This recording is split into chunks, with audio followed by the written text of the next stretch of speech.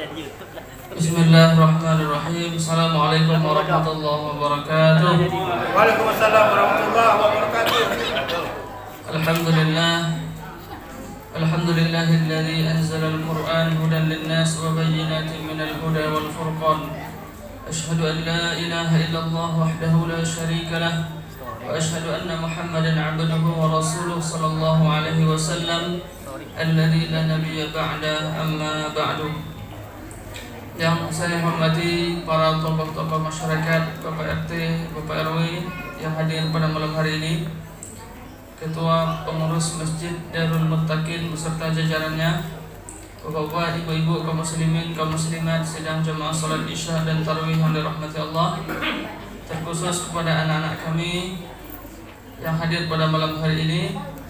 Mudah-mudahan anak-anak kita ini menjadi anak-anak yang soleh dan solehah, berguna bagi bangsa dan negara, dan berbakti kepada kedua orang tua, insyaallah. Pertama, marilah kita memanjatkan rasa puji dan syukur kita kepada Allah Subhanahu wa taala. Alhamdulillah.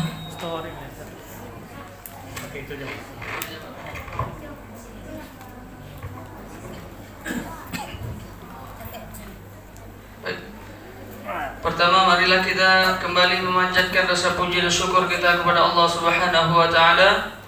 Alhamdulillahirabbil alamin. Allah Rabb semesta alam yang telah menciptakan kita dari tidak ada menjadi ada. Kemudian Allah jadikan kita dan Allah penuhi segala kebutuhan hidup kita. Kita hadir di dunia ini dalam keadaan fakir.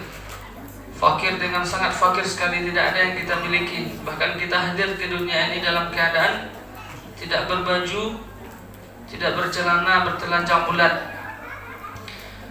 Dan kemudian Allah cukupkan rezeki kita sehingga kita bisa berpakaian, kita bisa membangun rumah, kita bisa membeli kendaraan sampai hari ini. Bahkan malam ini sebahagian dari rezeki yang Allah berikan kepada kita bisa kita infakkan untuk pembangunan masjid kita ini, insyaallah. Maka tidak ada kata yang pantas kita ucapkan kecuali senantiasa bersyukur kepada Allah Subhanahu wa taala. Alhamdulillahirabbil alamin. Kedua kalinya salawat dan salam buat baginda Rasulullah sallallahu alaihi wasallam. Allahumma shalli ala sayyidina Muhammad wa ala ali sayyidina Muhammad. Assalamu alayka ya Rasulullah.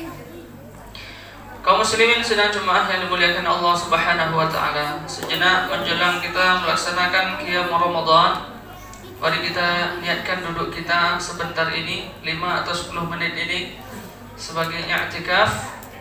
Mudah-mudahan duduk kita sejenak ini dibalas oleh Allah dengan pahala berlipat ganda. Judul kajian Ramadan kita pada malam hari ini yaitu Tentramkan jiwa dengan berzikir. Ada Ustaz yang mencatat apa judulnya? Tentramkan jiwa dengan berzikir. Bapak Ibu kaum muslimin dan muslimat yang dirahmati Allah Subhanahu wa taala, kalau kita tanya, setiap pribadi pasti ingin merasakan hidup itu tenang, bahagia, tentram, nyaman, ya kan? Ada enggak orang yang ingin hidupnya susah? Ada orang yang ingin hidupnya tertekan. Ada enggak orang yang ingin hidupnya gelisah? Tidak. Pasti setiap orang itu ingin hidup bahagia. Bahkan 2 hari yang lalu, entah di sini itu terjadi atau tidak ya, tapi di tempat saya terjadi hujan batu. Sama saya. Terjadi Pak ya? Ya. Nah, itu tidak sampai setengah jam itu kejadian itu. Anak saya menangis, istri saya menangis, ya kan? Mobil yang berada di luar cepat-cepat dimasukkan. Atap rumah sudah mau roboh karena ditimpa oleh hujan batu. Di waktu yang hanya berlangsung 10 sampai 15 menit itu rasanya berat sekali ya. Rasanya berat sekali ketika itu. Nah, ketika itu baru kemudian kita merasakan nikmatnya aman, nikmatnya tentram, ya. Waktu 15 menit Allah menurunkan hujan batu itu, itu stresnya luar biasa Bapak Ibu. Bapak nggak stres ya? Nah, istri saya menangis, bapak ini hebat ya, nggak stres deh. Orang pada ketakutan Bapak Ibu, ya, hujan batu sebesar-besar ini keluar melempar kaca mobil. Siapa yang tidak cemas itu? Daerah mana, Ustaz? Saya Putri 7 Pak. Ada juga. Dan Sini sebenarnya ada, sini ada cuma enggak. makanya bapak nggak stres. Iya, sebesar-besar angku kaki, ibu jari kaki, batu keluar. Atap ini seperti dilempar batu. Iya betul. Siapa yang tidak stres coba? Kalau seperti itu, hanya berlangsung lebih kurang 10 sampai 15 menit saja. Tapi itu saja sudah membuat kita hidup ini rasanya berat. Baru kemudian kita merasakan nikmatnya tenang, ya, nikmatnya tidak ada tekanan, nikmatnya tidak ada goncangan, hidup tenang. Baru ketika itu kita merasakan. Nah, kemudian di dalam Al-Quran Allah mengatakan kepada kita, kalau kita ingin hidup tenang, hati kita ingin tenang, maka kuncinya satu, yaitu berzikir kepada Allah Subhanahu wa taala. Berzikir. Jadi zikir ini sama dengan kita makan dan minum Bapak Ibu. Makan, minum, olahraga, tidur ya. Makan, minum, olahraga, tidur, apalagi itu kebutuhan jasmani kita. Kalau tidak kita isi, sakit dia. Sakit perut, bisa sakit mah kita, bisa kena tipus kita, macam-macam. Kalau zikir tadi itu makanan jiwa, makanannya ruh kita, batin kita. Jadi tubuhnya kita ini kan ada dua komponen ya. Yang nampak ini jasad, yang nggak nampak itulah ruh. Yang makanannya itu adalah berzikir, ya. Tapi yang terjadi kan kita sibuk hanya dengan memberi makan yang nampak ini, fisik yang nampak. Kalau kita berpuasa itu dari asar sampai hampir masuk waktu berbuka, itu sibuk kita mempersiapkan apa yang akan kita makan kalau kita nanti berbuka, ya kan? Ya nak Bu? Cobalah jalan keluar jam-jam 5, jam setengah 6 itu macetnya luar biasa. Apa yang dicari? Yang dicari adalah sesuatu yang akan kita makan nanti ketika kita berbuka, ya kan? Padahal waktu-waktu menjelang berbuka itu adalah waktu-waktu yang mustajab untuk berdoa. Sedikit sekali orang-orang yang kemudian dia di waktu-waktu menjelang berbuka itu dia mengambil wudhu, duduk tenang, kemudian berdoa kepada Allah SWT. Ya kan? Itu menandakan banyak manusia ini lebih mementingkan mengisi kebutuhan jasmani yang nampak ini dibandingkan mengisi rohani yang tidak tampak. Padahal kalau kita bandingkan, mana yang lebih penting kita isi, kita perhatikan, kesehatan ruh kita atau kejahatan jasmani yang nampak ini? Yang paling penting kita isi jasmani, rohani, roh kita ini yang ada di dalam batin kita, yaitu dengan berzikir kepada Allah Subhanahu wa taala. Nah, apa makna zikir? Apa yang dimaksud dengan zikir? Nah, anak-anak Ustaz ada yang tahu apa yang dimaksud dengan zikir? Mengingat Allah. Mengingat. Nah, jadi zikir, kata-kata zikir adalah bahasa Arab ya.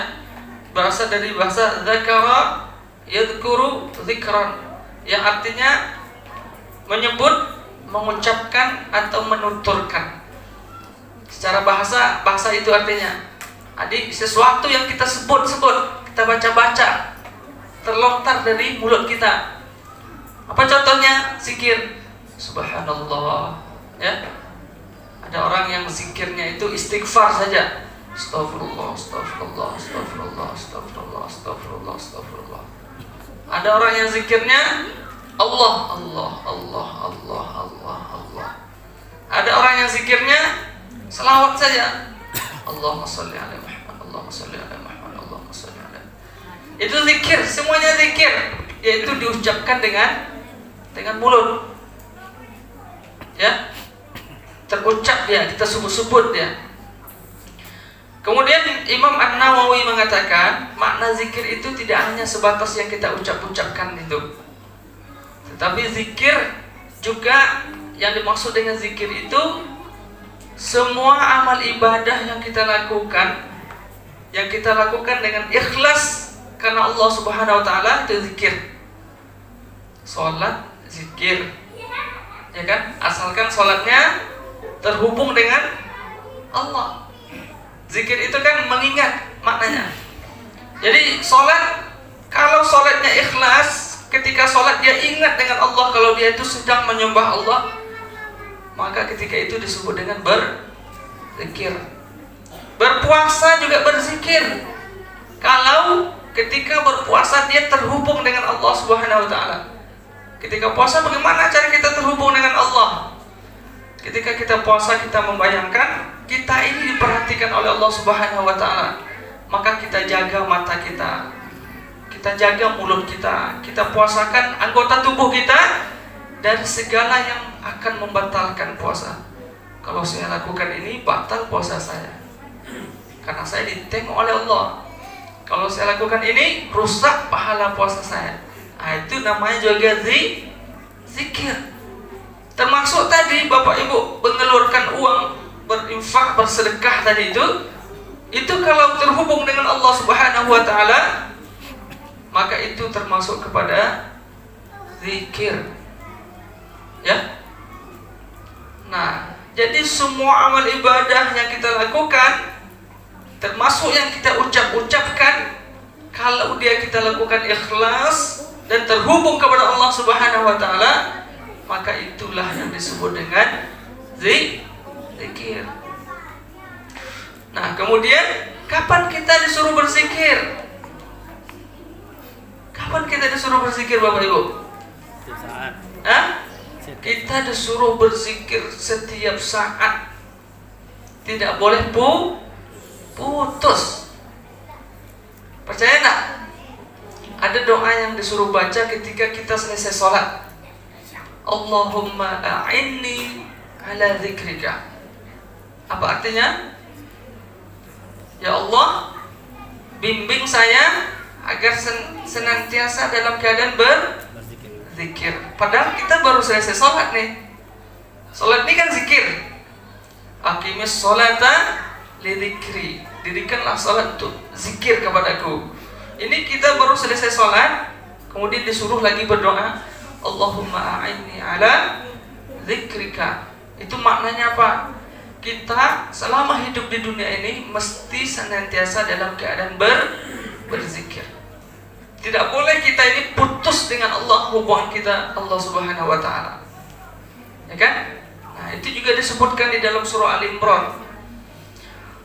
Inna fi khalqis samawati wal ardi wa ikhtilafil laili wan nahari la ayatin li ulil albab. Sesungguhnya dalam penciptaan langit dan bumi dan pergantian siang dan malam itu menjadi tanda-tanda kebesaran bagi orang-orang yang berakal. Siapa mereka? Alladzina yadhkuruna Allah qiyaman wa qu'udan wa 'ala junubihim. Itulah orang-orang yang berzikir kepada Allah baik dalam keadaan berdiri, dalam keadaan duduk, maupun dalam keadaan berbaring. Artinya aktivitas kita kan itu ya, berdiri, kalau tidak duduk, kalau tidak berbaring. Artinya orang-orang yang senantiasa dalam keadaan berzikir dalam seluruh waktu-waktu kehidupannya. Bagaimana caranya kita bisa berzikir dalam seluruh waktu kehidupan kita? Gimana caranya, Bu? Mampu tak kita mengucapkan kalimat-kalimat zikir itu ketika tidur? Ketika tidur, ya kan? Dan terlelap kita mampu tak kita astagfirullah, astagfirullah, astagfirullah. Kita tidur lelap nih. Sanggup tak itu? Tak sanggup ya. Masuk kamar mandi, jangankan mau berzikir, menyebut nama Allah saja nggak boleh kita jalan itu kan? Sedang mendengarkan pengajian seperti ini, gimana cara kita berzikir? Sementara kita disuruh berzikir setiap saat dalam kehidupan kita. Siapa yang tahu? Ada yang tahu? Jadi caranya agar kita dinilai senantiasa dalam keadaan zikir kepada Allah Subhanahu wa taala, di samping ibadah sholat, di samping ibadah puasa, di samping ibadah membaca Al-Quran, di samping ibadah-ibadah yang kita lakukan itu, kemudian kita agar kita senantiasa disebut dalam keadaan berzikir, maka mulailah semua aktivitas kita dengan berdoa. Kan berwudu, tidak semua aktivitas bisa lakukan dengan berwudu. Mau masuk kamar mandi, gimana cara mau berwudu? Berdoa. Jadi kalau semua aktivitas kita lakukan kemudian kita awali dengan doa, maka aktivitas itu dinilai sebagai aktivitas ibadah dan berzikir kepada Allah Subhanahu wa taala. Masuk kamar mandi ada doanya. Apa doa masuk kamar mandi? Allahumma inni a'udzubika minal khubuthi wal khaba'is. Itu kalau dibaca Bapak Ibu, itu kita masuk kamar mandi itu kita dalam berpahala. Keluar kamar mandi ada doanya lagi. Alhamdulillahilladzi azhaba 'anil 'adza wa 'afani. Mau tidur ada doanya. Bangun tidur ada doanya. Coba kita bayangkan Bapak Ibu, kita tidur sehari berapa jam? 8 jam. Ya, 8 jam ya. Taruhlah 6 jam saja. Kalau saya tidur cuma 5 atau 4 jam aja, Pak. Taruh kita tidur 6 jam sehari. Jadi berapa tuh? Kalau sehari semalam waktu kita dikasih 24 jam, kita tidur sehari 6 jam. Berapa? 1/4 dari umur kita kan? Ya kan? Kalau umur kita sekarang 60, kita tidur sehari 6 jam. 15 tahun itu kita tidur tidak bangun-bangun Bapak Ibu. 1/4 dari umur kita tidur tidak bangun.